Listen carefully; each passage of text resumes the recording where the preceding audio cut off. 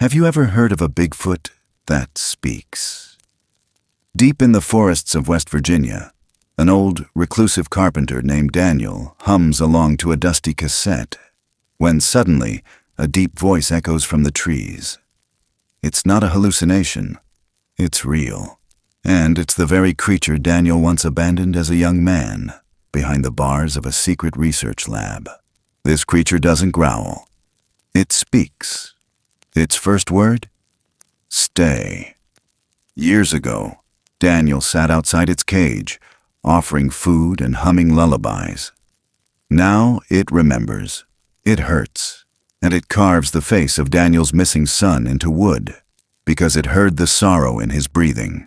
Inspired by award-winning short screenplays and real West Virginian folklore, this story unfolds a hauntingly beautiful bond between man and beast.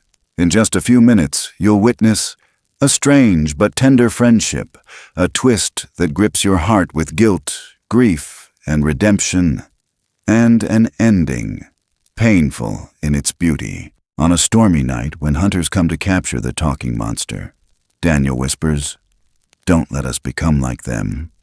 The creature spares their lives. Daniel dies peacefully, leaving behind a marked Bible and a legacy of forgiveness. At dawn, the cabin stands empty, only a handmade flute playing through the wind. If you've ever lost someone or felt forgotten, you need to see this short film, because in just 5 minutes, it might change how you see loneliness forever. The old country road curled like a ribbon of dust through the dying pines of Elkins, West Virginia. Late fall, the kind of day that forgets its own name by evening. Daniel Whitlow pedaled his battered Schwinn through the hush, the tires humming low against gravel, breath ghosting out with each push. His wool coat flapped in the chill. A paper sack dangled from the handlebars, half a loaf of rye, a bottle of kerosene, and a cassette labeled in fading blue ink. Hymns and ballads, Side B. The wind had teeth today. It slipped between the trees like it knew the place better than him. The hemlocks leaned overhead, whispering to one another in that brittle way they do when a storm's been too long coming. Daniel didn't rush. The cabin was just another mile, tucked deep where the map forgot to draw lines. He liked it that way. Too many lines already. On his face, on the calendar, on the photograph in his pocket, he hadn't looked at in years. He passed the gas station like he always did, head low, eyes forward. But something tugged. A half step of hesitation. The bulletin board under the flickering neon light. He stopped. Tacked between a used tire ad and a flyer for firewood delivery was a fresh sheet of paper, damp at the corners. Crude photo in black and white, grainy, out of focus. A shape in the trees. Head tall, arms long. A line underneath in marker. $200, proof of the Ridgeback thing. Photographer track cast. Contact info scrawled in pen. Daniel stared. Then reached out slowly, peeled it from the board, folded it once, and slipped it into his coat pocket without a word. No one saw him. Just as well. By the time he reached the cabin, dusk had cracked open and spilled into the hollows. Smoke curled from the chimney in quiet coils. Inside, the air was still warm from the morning fire. The kind of warmth that lingers in pine wood walls, in old quilts, in ghosts. He set down the groceries. The cassette slid into the player with a soft click, and static bloomed before the first notes trickled out like rain on a tin roof. He didn't sing at first, just hummed, quietly, eyes on the wood stove. Then a low line of the chorus slipped from his throat, gentle and hoarse. "Shall we gather at the river?" The flame cracked inside the stove. Shadows danced on the walls. The tape hissed. Then, just as the last note of the line faded, he heard it. A sound, not loud, not threatening, but wrong in the way that makes the skin behind your ears prickle. It had matched the melody exactly, like an echo, but too slow, too heavy, too human. Daniel sat up, hand still on the table. He stared at the window, heart thudding. Outside, the trees didn't move. But something had responded. He stood. The lantern came down from its hook with a small creak. He lit it, adjusted the wick, and opened the back door. The cold rushed in, hungry. The clearing behind the cabin was damp with mist, the earth soft and dark. The forest loomed, tangled and listening. He stepped off the porch. Each footfall made a soft sound in the moss.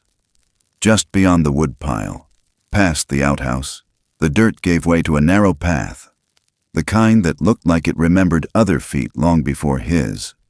The beam from the lantern wobbled as he walked. Branches brushed his shoulders. Then he saw them, footprints, big, sunken deep into the mud, wider than his boot, toes splayed. The earth still held the shape like it hadn't decided to let it go yet. He knelt. Steam drifted from one of the impressions. Still warm, a flash of metal glinted nearby. He turned the lantern and found a coil of old wire. Snare trap, long rusted, frayed like a broken promise. Next to it, a shotgun shell. Empty. Red plastic cracked with age. Daniel's throat tightened. He stood, slowly. Raised the lantern. The trail bent uphill, toward the ridge where the old trees grew dense and the light got weird. A shape moved, far ahead, just beyond the edge of sight. Something tall, a ripple in the dark. He should have turned back, should have called someone, should have locked the door and pretended he didn't see. But he didn't. He sang, just one soft line. Yes, we'll gather at the river, and from the blackness between the trees, it came again. Not an echo. A reply. A single word. Slow, rough, like the wind scraping bark. River. He froze. The silence that followed wasn't empty. It was thick. Breathing. Watching. Daniel didn't move. Didn't dare. Behind him, the trees swayed like a warning. But he stayed. Because something old had just whispered back. And it knew his song. The fog hadn't lifted. It just learned to sit quieter as morning crept in. The light was thin, stretched gray across the forest floor, slipping like smoke through the branches of old spruce and hemlock. Daniel stepped carefully over a patch of slick moss, his boots pressing damp shapes into the mud behind him. He had returned before the town stirred, before the sun dared rise over the ridge. The cassette player stayed home. The lantern, too. This time, he wanted no echo, no flame. Only truth. The trail, where he'd heard the voice, if you could call it a voice, still held the indentations. Footprints so wide he couldn't span one side to the other. He knelt beside them again. No animal left tracks like these. Not in this shape. Not with that weight. The soil was cold to the touch now. Whatever had passed through had long vanished into the dark between the trees. But Daniel knew it hadn't gone far. Something had changed last night. And it hadn't just been in the forest. He stood slowly, his joints stiff, back hunched from years of work and regret. Ahead, through a slow-moving curtain of mist, the trees parted in a small clearing. There, just beyond a moss-covered log, something moved. A figure, not crouched, not lurching, upright. It didn't run. It didn't roar. It stood perfectly still, like a boulder the forest had learned to grow around. Shoulders broad, limbs long but relaxed. Its body covered in dark, coarse fur that caught the weak light like ash and shadow. Not black, more like the dark bark of wet trees. The creature's eyes, God, the eyes, were not what he expected. Not glowing, not wild, but amber, steady, watching him with a kind of worn-out caution, like a dog that had been beaten too many times to bark. Daniel didn't reach for anything. Not the knife in his coat, not the flask in his back pocket. He kept his hands low, fingers open. I saw you, he said quietly, more breath than sound. Last night. You said something. The creature didn't move. Daniel tried again, voice cracking under the weight of his own disbelief. You repeated the song, River. You said it. A pause, a long one. Then, lower than a man's voice should fall, came a reply. It wasn't English. Not really. Just the sound of syllables trying to remember how to wear a mouth. And then, something clearer. A word, pushed out through what sounded like rusted wire. Thorn. Daniel blinked. I didn't say that. The creature tilted its head, just a little. A subtle motion, but precise, like it understood the shape of inquiry. I said you stood like a blackthorn, Daniel muttered, stunned that he had even remembered. That's all.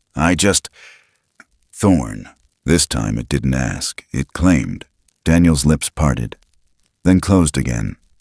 There was nothing to say. He gave a single nod, quiet, respectful, like a man who just heard a name whispered back from a grave. They stood there for a moment, neither of them blinking. Then Daniel slowly lowered himself onto a nearby rock, the cold biting through his jeans. He didn't look directly at the creature anymore, just near it, in its direction. Enough to show he wasn't afraid, but not enough to challenge. He had no idea what rules governed this meeting, only that breaking one might mean never having another. The creature, Thorn now, took one step closer, not threatening, still cautious, but less so than before. Daniel cleared his throat, uncertain. Can you understand me? Thorn didn't answer, but then it spoke again. One word, barely audible. Gravel rolled in a canyon. You sing, Daniel stiffened. Thorn's eyes narrowed, studying him. Long ago, it said, voice like stone on stone. You sang by Iron Cage.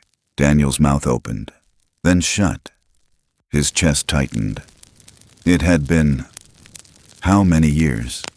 He couldn't even count anymore. A research center, a part-time contract. The summer he'd lost his house. He'd taken a job cleaning out holding units for some off-grid biolab that claimed it was studying large primates. What he saw in those cages never made the news, and he hadn't asked questions. That was the deal. You clean, you leave. You shut up. But there was one night. He'd been alone on duty, and there had been a shape in one of the holding cells, curled up behind bars like it was trying to become smaller than itself. He hadn't known what it was. Didn't want to. But it had eyes like this one. He remembered bringing his sandwich closer, just sliding it near the bars. No movement. So he sat down and played a cassette on his pocket player to fill the silence. Hymns. One of the old ones. He remembered singing along, just to himself. Half-tuned and lonely. And the thing inside the cage had turned its head. Not growled, not begged, just listened. You remember that? He whispered. Thorn blinked, slow and deliberate. Daniel looked down at his boots, his voice almost too soft to hear. I didn't stay. I should have. I should have said something. I was scared. A sound rumbled low in Thorn's chest. Not anger, not quite pain. Something older, something that tasted like smoke and wire and fire long buried. Then came another word. Stay. Daniel looked up. My first word, Thorn said. Slower now, more sure. I said, stay. Daniel's stomach twisted. And I didn't. They sat there, a man and something the world never meant to remember, letting silence explain what words couldn't. Far off in the distance, a laugh broke through the trees. Crude. Human. The sputter of a pickup engine echoed faintly up the ridge. Daniel turned his head, instincts flaring. Thorn did the same, shoulders tightening, body pulling back like a spring ready to snap. Wait, Daniel whispered, raising a hand. They're not coming here, not yet. Thorn's nostrils flared, breath shallow. The sound faded as quickly as it came. The forest began to breathe again. When Daniel looked back, the space where Thorn had stood was empty. The trees held no shape now, only mist, only memory. But his heart was still beating in the rhythm of that old song. And deep in his chest, something answered. Not in words, not in sound, but in knowing he had been recognized and forgiven. just enough to try again. The cabin smelled of cedar smoke and wet wool. Daniel had lit the stove early that morning, long before the frost loosened its grip on the windows. Outside, the fog still clung to the ridgeline like a tired secret. Inside, the fire popped softly. He stirred the pot with care, dry herbs simmering with water in a tin kettle, the same blend his grandmother used to make when storms rolled in. The warmth pressed gently against his back as he crouched near the fire, one hand outstretched, slow and deliberate. Across the room, in the half-shadow near the stone wall, Thorne sat still. Not tense, not easy, somewhere in between. He'd stepped into the cabin just before first light, silent as a ghost. No knock, no howl. Just appeared beyond the window, his outline more suggestion than body. Daniel had opened the door and stepped aside without a word. It didn't feel like a decision. More like gravity. Now the creature sat with legs folded under him, arms loose, thick fingers tracing the edge of the floorboard grain without carving. The fire cast a low amber light across his chest. The scars looked older in this light, raised seams that told of something deeper than age. A map of survival written in burns and binds. Daniel poured the tea into two mismatched mugs. One metal, one ceramic. He slid the metal one across the wood floor. Didn't push it far, just halfway. Thorne didn't reach for it. He only looked at the steam curling upward, nostrils flaring faintly as he inhaled. "You can tell what's in it?" Daniel asked softly. Thorne didn't answer, but his eyes flicked to the herb bundle drying near the stove. Then back to Daniel. Just once. Daniel nodded. "Figured you could." He sat down slowly, letting the warmth of the mug soak into his hands. The silence between them wasn't awkward. It had shape, like a riverbed that had once held more water. "I remember the room they kept you in," Daniel said finally, voice lower now. "I didn't know what you were. None of us did.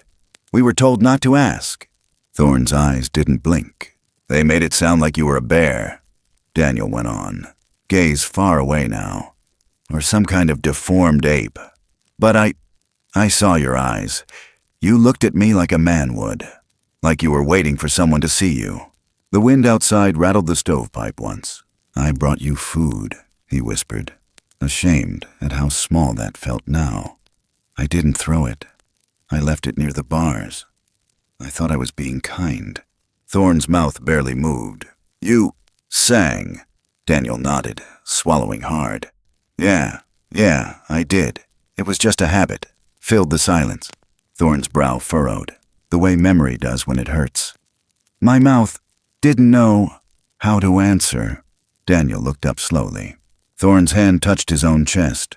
Fingers spread over the rib cage like he was trying to remember how breath was supposed to feel. The first word was stay. The word hung there between them. "I said it to you when you turned to leave." Daniel closed his eyes. The memory came back too fast. The night the alarms went off. A sudden order to evacuate the facility. Something about a breach. Men shouting, a siren warbling through concrete halls. He'd frozen. Turned to the cage. Seen the figure behind the bars, pressed against the steel, mouth open, eyes wild. Not with rage. With need. "Stay," it had said. A sound that cracked like bone on concrete. But Daniel had walked away. He'd left, scared of losing the paycheck, scared of questions, scared of being blamed. The place had shuttered within days. They'd told him the subject had escaped containment. They didn't mention a name. They didn't have to. He knew. "I was just a tech," Daniel murmured, voice shaking. "Barely 30 hours a week. I didn't have clearance. They told us not to speak, not to interfere. I was—" He swallowed hard, jaw clenching. "I was a coward." Thorne looked at him for a long moment. Then, without judgment, said, "You came back." Daniel blinked. "What?" "You came back," Thorne repeated, slower. "That matters." The room felt tighter all of a sudden. Not with danger, with something else. a grief that had waited years to be allowed to exhale. Daniel stood up without thinking, crossed to the far side of the room where a drawer sat half open. Inside, a few old tools, carving knives, sandpaper, fishing line. He pulled out a length of dry river cane, already hollowed and cleaned. He'd meant to use it for fish traps. Now it seemed like it had waited for this. He sat back down and began carving. Thorne tilted his head, watching with an animal stillness that somehow felt more respectful than human curiosity. "This," Daniel said, voice steadying as his hands worked, "is something my father taught me. When you couldn't speak, you used your hands. When your hands failed, you used the wind." The blade peeled thin shavings away, the cabin filled with the soft rasp of creation. "I can't undo what I didn't do," Daniel said, half to himself. "But I can give you something now." When the flute was done, he blew softly across it. The note was rough, uncertain. He adjusted the holes. Tried again. A low, reedy tone emerged. Melancholy, like the hum of an old church organ at sunset. He held it out. Thorne didn't take it. Instead, he reached forward and touched the flute with 2 fingers. Lightly, reverently. Then he pulled back, like it wasn't meant for noise yet, like it needed time to remember its shape. They sat again in silence. Then softly, Thorne looked toward the window. "Fire took my forest." Daniel's spine straightened. "Then came men," Thorne said, voice distant. "They wore green, took me from ash." Daniel didn't speak. He just listened. "White light, cold floor, loud air, no sky." Daniel closed his eyes. "Then you sang," Thorne said, "and it hurt less." Outside, the wind changed. Rain touched the roof like fingers. "Why did you keep quiet?" Thorne asked suddenly. Daniel looked down. "Because I didn't think I mattered. Because they made it sound like you weren't real." "You knew," Thorne said. Daniel didn't deny it.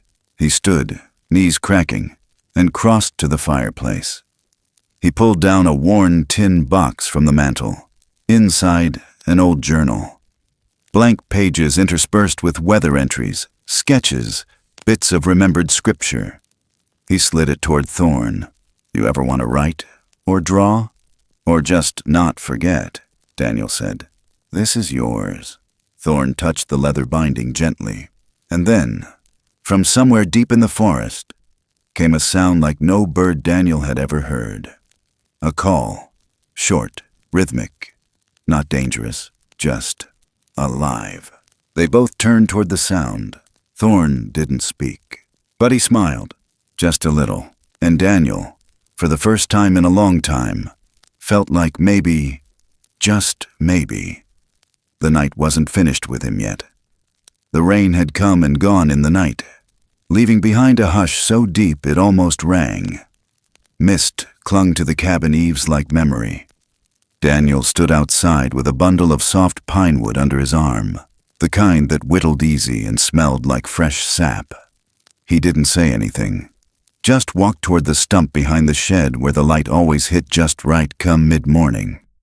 He set the wood down, rolled up his sleeves, and waited. He didn't have to wait long. The trees breathed open with a low shift, and Thorne stepped through the green. No rustle, no heavy footfall. The kind of movement that belonged to things born in the forest, not walking through it. His fur held droplets of the morning fog, and in the light, his scars shimmered pale against the dark hide like carved branches. He approached but didn't come close. Not out of fear, just habit, respect. Daniel didn't speak. He knelt instead, pulled a small folding blade from his back pocket and opened it with a quiet click. The kind of sound that might have startled anyone else. Thorne just watched. Daniel sliced a line into the surface of the wood. Soft, slow, deliberate. A circle, then a second. Inside it, he drew a leaf shape. The design wasn't art. It was language, a mark of memory. He turned the wood around and set the blade down beside it. Thorne crouched. His massive hands hovered over the pine but didn't touch. Not yet. Daniel picked up a piece of chalk from his coat pocket, rubbed it on the edge of the stump, then passed it over. "Your turn," he murmured. Thorn took the chalk between two fingers, so careful it could have been glass. His arm moved, slow but sure, and the line he drew curled like smoke. A river. No doubt about it. But instead of ending the mark, he added a swirl. 1, then 2. Daniel stared. Wind. The kind that wraps around water in late fall. That speaks to trees and lingers in your coat when you come home late from the woods. Thorn sat back, his head tilted slightly. Waiting, Daniel met his eyes. "You remember how it smelled?" Thorn nodded once. "You remember the wind?" Daniel added. "The way it carried the moss and the wet bark." Thorn's voice was soft, almost inaudible. "It lives in you." Daniel froze. He didn't ask what it was. He didn't need to. The forest. The place they took from him. He cleared his throat, kept working. His hands moved on their own now, cutting into a new block. A bird. Not exact, but shaped enough. He passed it over. Thorn looked down at it, eyes narrowing just a little. He reached to touch the wing, then stopped. Instead, he pressed his thumb into the spot where the eye would have been. Held it there, then released. A quiet passed between them. "You smell different today," Thorn said after a long pause. Daniel looked up. "Different how?" Thorn turned slightly, nostrils flaring, head cocked like he was trying to hear a note under the wind. "Sweat and wood smoke, but also memory." Daniel stared. "You can smell that?" "It has weight," Thorn said. "In the chest." Daniel let out a slow breath. "What else do you smell?" "Regret," Thorn answered, calm and not unkind. "And a name." Daniel flinched like he'd been struck. Thorn didn't move, just watched him. "I haven't said his name in years," Daniel said quietly. "Not out loud. I think I was afraid if I said it, the world would remind me he never came back." Thorn didn't reply. He didn't have to. Daniel turned toward the stump again, pulled a longer piece of wood from the bundle. As he set it down, Thorn reached out, not for the blade, not for the chalk, but for the carving Daniel had made yesterday. The flute. His fingers brushed the holes, slow and reverent. Then he looked up. "Your chest was loud last night," he said. Daniel's eyes tightened. "What do you mean?" "Your breath changed when the wind came from the east." Daniel swallowed. "There's a memory buried in that wind." He didn't explain it, just turned back to the carving. But when he returned from fetching water minutes later, his legs stiff from crouching too long, he froze. Thorn had carved something new. It was small, crude, but powerful in its simplicity. A child, not a generic figure. This one had a rounded head, a hunched posture, arms curled inward holding something. Daniel stepped closer, heart hammering. The child held a pocket knife, and the blade was open. The boy's face was downcast, shoulders slumped. Daniel could almost see the flannel shirt, could almost smell the dirt of a backyard long gone. He sank to his knees. "How do you know that?" he whispered. Thorn looked at him. "It's heavy, here." He touched his own chest, then Daniel's. "It pushes when you sleep." Daniel pressed the carving to his chest, fingers trembling. "He was 11. Carved his name into the porch post the night he left. Said he hated the sound of my voice, that I didn't listen, that I didn't try." Thorn's voice was barely a breath. "You tried too late." Daniel nodded. "Yeah, I did." The woods seemed to exhale around them. A sound floated in from the north, the rhythmic tapping of a woodpecker, sharp and distant. Thorn turned toward it, listening with his whole body. Daniel sat still, hands on his knees. "The forest remembers more than we do," he said. Thorn nodded. The tapping stopped. They waited. The silence that followed wasn't silence at all. It was a kind of music, a waiting, a wait shared between two hearts, shaped differently, broken in the same place. The storm didn't ask permission. It came on like a sentence already decided. Brutal wind through the ridge, a low growl of thunder that rolled beneath the earth before it ever touched the sky. By the time Daniel latched the shutters, the trees outside were bending like men in pain. The fire inside crackled too loud. Roof timbers creaked. It was the kind of storm the forest remembered. The kind that used to bring his boy to the foot of the bed at midnight, whispering, "Is it going to take the cabin, Dad?" And Daniel would just tap the boy's knee and say, "Not tonight. She's held through worse." Tonight he wasn't so sure. Thorn crouched by the hearth, his large frame curled inward, eyes squinting slightly at the lightning that arced through the window cracks. He didn't flinch, but he didn't like it either. Daniel moved slow, poured water into the tin kettle, added a handful of mint and pine needles, stirred it with a wooden spoon worn down from years of soup and silence. He glanced over, voice quiet. "You all right with storms?" Thorn didn't answer right away. He sniffed the air, then said in a voice low and dry, "This storm, not skies, this storm is memory." Daniel frowned. "Memory?" Thorn pointed upward, toward the ceiling, or maybe beyond it. "Sky does not cry like this unless something underneath has been forgotten." Daniel didn't know what to do with that, so he nodded like he understood, and went back to stirring. The lightning cracked again, closer this time. The cabin trembled. Then Thorn's voice cut through the hush. "Humans forgot the earth." Daniel looked up slowly. "They cut roots and call it progress, burn forests to build stores, stack stones and call it freedom, but they do not ask the trees, they do not ask the rivers, they forget they are guests." Daniel sat down on the wooden stool, breath slow. He didn't defend anyone. He couldn't. He'd been part of it once. Carved out pine with his hands, built beams for cabins up north.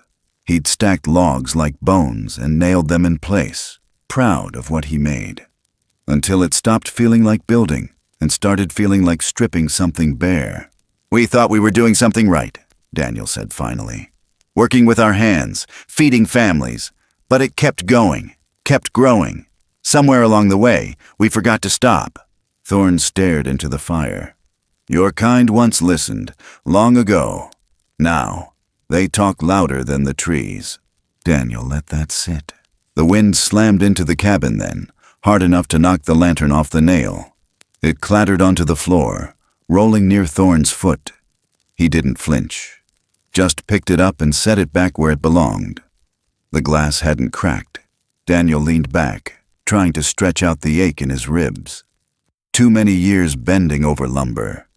Too many days alone with only guilt to carry. He looked over, catching Thorn's eyes just as the firelight flickered. "Do you have family?" Thorn didn't answer. "Others like you?" He was about to say more when Thorn reached into the pouch he carried across his shoulder, a bundle made of woven moss and hide, and pulled something out. He set it on the table without a word. Daniel blinked. It was a belt buckle. Old, tarnished. The kind sold at gas stations 30 years ago. Simple brass, scratched from time and fingers. But it wasn't the buckle that made Daniel's heart seize. It was the initials etched into the back. DW, and the faint groove marks. 3 vertical, 1 diagonal. Daniel reached for it like it might burn him. His fingers hovered.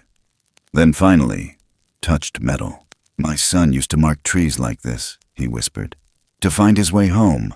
He turned the buckle over in his palm. His thumb traced the scratches. Where did you find this?" Thorn's voice was low, almost sad. "West Slope, old pit, ground that stinks of oil and rust." Daniel's eyes filled. "The strip site?" Thorn nodded. Daniel stood slowly, knees locking in pain. He stepped back from the table. "He was there?" "No scent now," Thorn said gently. "Only this, buried. Maybe years." Daniel gripped the edge of the table to stay standing. The kettle whistled behind him, but he didn't move. The storm raged outside, but inside it was quieter than death. "If this is all that's left," he started. But the words broke apart in his throat. Thorn stood too. He walked to Daniel, not close, but enough to make his presence a shield. Then he said something Daniel hadn't expected. He left the mark. Daniel looked up, confused. "What?" He left this, Thorn repeated, touching the symbol on the buckle. For you. Not for others. Not for me. For you. Daniel's voice cracked. You think he's still out there? Thorn didn't speak, but he didn't say no. And in that space, between yes and no, Daniel breathed for the first time in weeks like he meant it. The wind stopped suddenly. Not faded. Stopped. Dead still. Daniel froze. Thorn turned toward the window. From somewhere beyond the trees came a sound, soft, deliberate. A branch snapped, then another, not fallen. Stepped on. Daniel crossed to the wall and pulled back the curtain a half-inch. Nothing but mist, but he could feel it. The woods were no longer empty. He glanced at Thorn. The creature's entire body was rigid now. Ears lifted, chest barely rising. Then, from outside, a new sound. A quiet whistle. Human. Badly done. Like someone trying to sound casual but pushing too much air, Thorn whispered. Hunted. Daniel moved fast, extinguishing the lantern. The fire dimmed behind them, throwing the room into thick shadow. He spoke without moving his lips. You need to go. Thorn didn't move. Daniel grabbed the old hunting knife from the drawer, the same one he hadn't touched in years. Outside, another branch snapped. Closer. Thorn leaned toward the window, sniffed the air, then stepped back. Daniel saw it in his face. He already knew who they were. The hunters weren't here for deer, and Daniel realized with a slow horror what that meant. They'd followed something. Maybe tracks. Maybe rumor. Maybe the music. He looked at the flute sitting on the mantel, and suddenly he knew exactly how they'd found this place. Thorn turned to him. They smell anger. They carry metal. They don't understand. Daniel nodded, jaw tight. I won't let them hurt you, he said. Outside, the wind picked up again, sharp this time. It carried the echo of a voice, distant but real. A man's voice. Laughing. And for the first time in years, Daniel felt that deep, old fire return. Not the one in the hearth. The one in his spine. The one that still knew how to stand between something he loved and something that meant harm. They left before sunrise, when the fog still hung low like breath that wouldn't settle. Daniel had packed a thermos of black coffee and an old compass he hadn't used since '94. The forest was wet from the storm. Damp pine needles stuck to his boots. Thorn moved ahead but always within sight, his steps wide but slow, never more than 20 or 30 feet away. It wasn't spoken, but Daniel could feel the invisible line Thorn wouldn't cross. He kept a safe distance, not out of fear. Something older, a code maybe, the way a deer doesn't bolt unless you stare too long. The path they followed twisted with the land, cutting through the low brush where the logging scars never fully healed. Daniel recognized the terrain, half cleared years ago for a mining project that never finished. He remembered the fights at the town hall, folks begging the county not to sell the permit, promises about jobs, then silence. And the trees took back what they could, but the earth didn't forget what had been done. Daniel stepped around a fallen trunk and stopped short. The first mark, 3 vertical cuts on the bark, clean and deliberate, maybe 8 feet off the ground, too high for a child to reach without climbing. But he knew those lines, knew them like handwriting. His son had made them everywhere they camped, even on the edge of the garden fence once, the same pattern. Always with that slash across like a warning or a signature.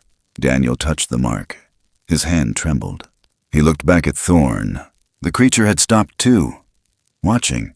Daniel nodded once, barely more than a breath, then kept going. The deeper they moved, the quieter it got. No birds, no wind. Just the rhythm of boots and bare feet on wet ground. Even the trees leaned differently here, skeletal, stripped of color, as if the soil below them didn't want them to grow. The pit appeared like a bruise in the hillside. Black water had pooled in the lowest basin. Old machinery, rusted and swallowed by vines, slouched near the edge like dying cattle. The air smelled sour, metal, rot, and something deeper. The kind of place that didn't just feel abandoned. It felt ashamed. Daniel crouched near a tree, scanning for more marks. Nothing on the lower trunks. But then, across the clearing, halfway up a ridge wall, he saw it. Another symbol. Barely there, weathered by rain, but it was his son's. He climbed without thinking, hands and knees in the dirt, gravel slipping beneath his palms. Thorn stayed below, his eyes tracking Daniel's every move. Near the top, tucked behind a twisted root, was a hollowed-out tree stump, and inside it, Daniel froze. A second buckle. This one cleaner, less scratched. Wrapped in a piece of cloth that had once been red, a torn edge of something flannel. He pulled it out with shaking hands. Beneath it, tucked deep in the stump, was a pocket knife. His boy's. The initials were carved into the side in jagged lines. M.W. Matthew Whitlow. He clutched it so tight his knuckles went white. He hadn't said the name aloud in years. Not to anyone. He sat back on the ridge, chest heaving. The forest spun a little, or maybe it was just the blood in his ears. He was here, Daniel whispered. Thorn climbed the ridge with a grace that didn't belong to something his size. He sat near Daniel but didn't speak. He made it here, somehow, after he ran. Thorn nodded. Daniel turned toward him, voice cracking. Was he alone? No. Daniel stared. Others, Thorn said, eyes on the tree line. Small tracks, light. Daniel swallowed hard. You mean more like you? Some, gone now. Old wounds, long nights. Winter came hard that year. Daniel looked at the knife again. He was with them? Thorn didn't answer. The silence said enough. Daniel stood, slipping the knife into his coat pocket like it might disappear again if he let it go. But then the forest broke, not with light, with noise. Metal on metal, a bolt being racked. Then a voice, way too loud for these woods. Well, well, looks like we were right. Daniel spun. 3 men stepped out from the trees. All of them wore camo that didn't match the season. One held a scoped rifle. The other 2 carried shotguns. Faces unshaven. Eyes too eager.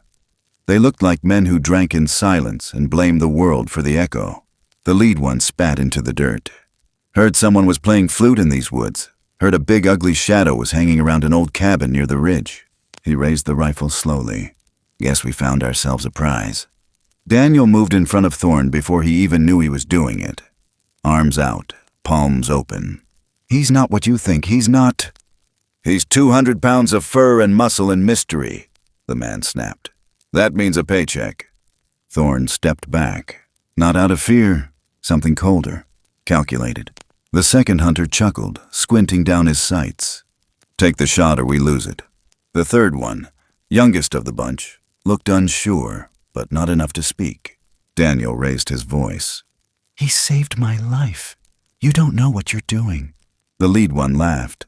What I'm doing is retiring early. He flicked off the safety. Thorn growled. Low. Not a sound of rage, a warning. The trees echoed it back. Daniel reached for the knife in his coat. His fingers curled around the handle. He didn't know what he was planning. Didn't know if he'd be fast enough. But he knew he couldn't stand still. The hunters didn't move yet. They were waiting for something. Waiting for someone to blink. Daniel's breath hitched. So he did the only thing that made sense. He sang. One line, cracked and broken. Shall we gather at the river? Thorn's eyes locked onto his. And in that heartbeat, everything changed. He didn't make it through the second line of the hymn. The words caught halfway in his throat, just as the rifle cracked the silence wide open. The shot missed, but not by much. It tore a chunk of bark from the tree behind Thorn and echoed down the ridge like judgment. Daniel flinched but didn't fall. Thorn didn't run.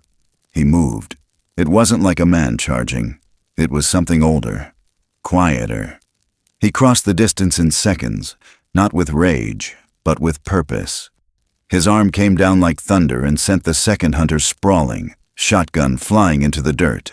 The third one scrambled back, tripped over a root, and rolled downhill screaming. Daniel didn't even see where he landed. The lead hunter was still standing, trying to work the bolt on his rifle again, but his hands shook. Daniel moved too, slower, but with heat in his chest. "Don't!" he shouted, breathless. "Don't you raise that again!" The man ignored him. His face wasn't calm now. It was cracked open, panic curling in the corners of his mouth. The rifle came up again. This time, Daniel didn't hesitate. He stepped forward and struck the barrel aside with the knife handle. The shot went wild, sparking against stone. The recoil threw the hunter off balance just enough for Thorn to grab him. The man's boots left the ground. Thorn's hand wrapped around his throat. Not tight, not crushing, but final. Daniel limped forward, ribs grinding against each breath, sweat freezing along his spine. Thorn's eyes were lit from inside, a color that wasn't natural. Not fire, not sun, something molten. The hunter kicked, gurgled. His hands clawed at the air like it owed him something. Daniel wheezed, held out his palm. "Don't, not like this." Thorn didn't move. Daniel staggered closer, body protesting every inch. "Look at me." The sound of wind in the trees. "Don't become them." That's when it shifted. Not the man in Thorn's grip, but Thorn. His arm trembled. The breath he took was deep, unsteady. He looked at Daniel, not with rage, but with a question. And Daniel answered it the only way he knew how. "Well, we don't kill because they would," he said. His voice cracked on the last word. Thorn held the gaze a moment longer. Then he opened his hand. The hunter collapsed into the dirt, coughing and gasping like he'd just been born into a world he didn't deserve. He didn't thank either of them. He just crawled backward, stumbled to his feet, and bolted into the trees. Daniel stood there swaying like a broken fence post, both hands on his knees. His ribs throbbed now, deep, internal. A wrong kind of ache. Thorn touched his shoulder, not with urgency, with care. Daniel waved it off, straightened with a grimace, then turned toward the edge of the ridge. "Let's get the hell out of here." They moved slowly back toward the cabin. The storm had cleared. The air smelled of damp earth and pine sap. But something deeper hung in it now. A silence not of peace, but of consequence. Daniel knew the men would come back, or worse, send others. The kind that didn't miss. The kind who brought cameras and questions. Back at the cabin, the fire was still warm. Daniel collapsed into the chair near the hearth, one hand gripping his side. Thorn knelt nearby, watching. "You cracked something," he said quietly. Daniel chuckled, winced. "You think?" He pulled his coat aside and lifted his shirt. Purple already bloomed beneath the ribs. "Damn," he muttered. Thorn stood and crossed to the shelf near the stove, rifling through the herbs and poultices Daniel had shown him over the past weeks. He returned with a jar, pale yellow salve with a bitter pine smell. He unscrewed the lid and crouched again. Daniel nodded, breathing shallow. "Go ahead." Thorn dabbed a fingerful of the salve and pressed it gently against the bruise. Daniel hissed, clenched his teeth, but didn't stop him. When it was done, they sat again in silence. The fire popped. Daniel stared into it, the heat dancing on his face. "I thought I was ready," he said after a while. Thorn didn't answer. "I thought if they came, I'd stand firm, that it'd mean something." His voice lowered. "But standing there, between them and you, I was terrified." "You stayed," Thorn said simply. Daniel smiled, tired and lopsided. "Yeah, I guess I did." He reached to the side table and pulled out something wrapped in cloth, an old leather Bible. The spine was cracked, the edges worn thin. He opened it gently and slid out a folded piece of paper tucked inside the back cover. He handed it to Thorn. Thorn unfolded it. One verse, 1 Corinthians 13:4-7. "Love is patient, love is kind." Daniel exhaled slow. "My wife wrote that down for me, said I'd understand it better one day." Thorn held the paper like it was heavier than it looked. "I never knew what to do with forgiveness," Daniel whispered. "Not mine, not others. Thought it had to be earned." Thorn set the page in his lap. "It does not grow in silence. It grows in pain." They didn't speak again for a long while. Eventually, Thorn stood and stepped toward the window. Outside, the trees moved slow in the breeze. No footsteps, no laughter, only wind. He turned back and walked to Daniel, who had started to drift off in the chair. Thorn looked down at him for a long moment, then reached to the mantel and took the wooden flute. He laid it gently across Daniel's lap like a promise. Then he sat on the floor, by the fire, and stayed there, guarding the night. The wind didn't howl. It whispered, and the dark, for once, felt less alone. He passed some time just before the light broke. No thunder, no storm, just a breath that left and didn't return. The curtain near the bed stirred gently in the morning draft, and for a moment it looked like he might turn toward it, like he might open his eyes and ask what time it was. But he didn't. His hands were still warm when Thorne found him, one resting over the flute, the other open, palm up, as if he'd been ready for whatever came next. The fire had gone out during the night, but the room held the warmth of something recently alive. Thorne didn't cry. He didn't make a sound. He stood for a long time, still as the walls, just breathing, barely. Then he stepped outside and looked toward the trees. The sky was pale, the kind of blue that comes after too much gray. Dew clung to the needles. The ground shimmered with quiet. He didn't leave right away. Inside, he folded the quilt over Daniel's chest, tucked the flute beneath the man's hand. Then he pulled open the bottom drawer near the stove and removed a rusted tin box that Daniel had once used for salt. The false board beneath it came up with a faint creak, just as Daniel had shown him. Beneath it, a journal wrapped in wax cloth, a few dried leaves, and a folded page. All of it was carefully, almost reverently, placed into the box and sealed again. He took it with him. Not to keep, to protect. By mid-morning, he'd found the spot, a slope behind the cabin, where the roots of an old hemlock curled through the earth like sleeping fingers. He dug with his hands. No tools. The dirt came up soft, damp, the way forest soil always gives way to things returning to it. He laid the body down with care, not like something to bury, but like something being entrusted. He placed the carved wood over the chest, the face of a man smiling gently, lines around the eyes, a beard made with 3 strokes, familiar, imperfect, full of life. Stones were stacked, not too high, not too neat, just enough to mark where the breathing had ended. He didn't place the flute in the ground. That he kept near the stone, upright in the moss, a voice that might still carry. The forest didn't speak, but it listened. Woodpeckers began tapping far off. Wind ran low across the ridgeline. A branch creaked overhead, not from weight, but as if turning slightly, curious maybe. Later that day, Thorne slipped back into the cabin. It was empty in a way that didn't need explanation. He moved through it like someone remembering a dream. He cleaned the mug still sitting near the fire, folded the flannel shirt Daniel had left on the chair, picked up the worn Bible from the side table and placed it on the mantel, just beneath a drawing Daniel had once done of the woods in autumn.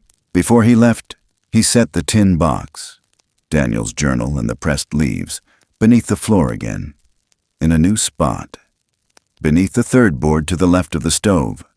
He marked it with a piece of twine twisted into a simple knot. That night, just before dark, he sat on the porch. The wind had a different scent, not fear, not warning, just the smell of something moving forward. He lifted the flute, brought it to his lips. The note he played wasn't perfect. It wavered in the beginning. But then it steadied, clear, low. It didn't rise above the trees. It folded into them, became part of their breath, and the forest answered, not in echo, in presence. A bird took flight near the stream. Somewhere nearby, a second wind chime voice called back. A note not from a man, or a flute, or even a throat. Something older, wiser. Kin! Later, long after the stars came out, 3 sets of footsteps returned. Boots. The hunters. They didn't call out, didn't knock. They crept close, weapons lowered. The cabin stood quiet. No smoke, no shadows in the window. They circled once, muttering low. When they stepped inside, all they found was dust and carved wood. A chair turned inward, a cold hearth, and near the window, a wooden post carved with a face. Not just any face, Daniel's. Quiet, eyes closed, lips turned slightly upward. One of the men moved toward it, paused, and without knowing why, he lowered his head. Outside, the wind stirred again. From somewhere near the ridge came the sound of breath on hollow reed. No direction, no source, just there, present. The third hunter stepped back, looked to the others. One of them reached into his coat, pulled out a folded page, a copy of the bounty flyer, the one with the blurry shape in the woods and the promise of money. He stared at it, then tossed it into the cold ashes of the hearth. It didn't burn, but it didn't need to. They left without another word. As they walked away, the wind carried something with them, a phrase, not spoken, not shouted, not even fully understood, just a feeling, tucked into the bark and the soil and the river rock. He is no monster, no myth. He is a mirror. We forgot how to look, and deep in the forest, beneath a canopy of listening trees, a large shadow moved silently past the hemlock stone. Not to flee, not to hide, but to carry memory forward, because sometimes the ones we bury are the ones who finally teach us how to stay. Sometimes the things we fear the most aren't the shadows in the woods or the voices in the dark. They're the parts of ourselves we've buried too deep to recognize. The ache we carry for what we didn't say. The love we never showed. The moments we had the chance to stand for something and didn't. And yet, in the quiet, in the stillness of the forest or the silence of a room after goodbye, something lingers. Not just memory, but meaning. This was never just a story about the wilderness. It was about what survives inside us when everything else has gone quiet. About what it means to listen, to the wind, to the silence between words, to the beating of a heart not our own. Because some truths are only spoken without a voice. Some acts of grace are offered not with words, but with presence. And maybe that's the lesson we forget in this loud world. That compassion doesn't always roar. Sometimes it just stays. Even when it's hard. Even when we're broken. Especially then. Forgiveness is not a reward. It's a choice. A bridge between who we were and who we still have a chance to become. And though time moves on, though faces fade and footsteps vanish into moss and memory, the echo of kindness remains, long after the world stops watching. So if this story stayed with you, if it stirred something quiet in your chest, I invite you to share that feeling. Let me know below what it meant to you. I'm here. I read every word. If you haven't already, consider subscribing and joining this space where stories like this find a home, where we remember together how to look again. Thank you for being here, for listening, for staying. Let the forest inside you never go silent.